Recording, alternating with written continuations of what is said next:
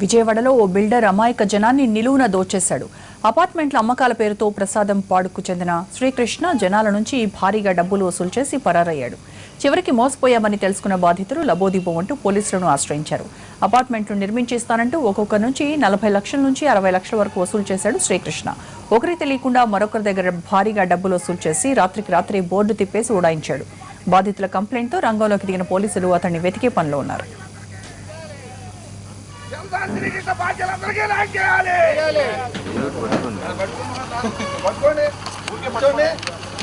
న్యాయం చేయాలి, నష్టపోయిన వాళ్ళందరికీ న్యాయం చేయాలి, నష్టపోయిన వాళ్ళందరికీ న్యాయం చేయాలి.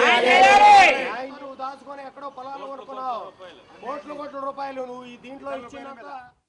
అతను వ్యాపార నిమిత్తమని ప్రతి ఒకరికొకరికి తెలియకోకుండా అప్పులు తీసుకుని మాకు గత కొంతకాలం నుంచి కనిపించకుండా అసంపూర్తిగా నిర్మాణం అయ్యి ఆ పాటిని ఆగి ఉన్న ప్లాట్లని ఒకటికి ఇద్దరికి ముగ్గురికి అగ్రిమెంట్లు రాసి ఈ కనిపించకుండా వెళ్ళిపోయి అతను ఐపీ పెడతాడనే ఒక ఇది ఆ ఉద్దేశంతో వెళ్ళిపోయాడనే దాంతో అందరం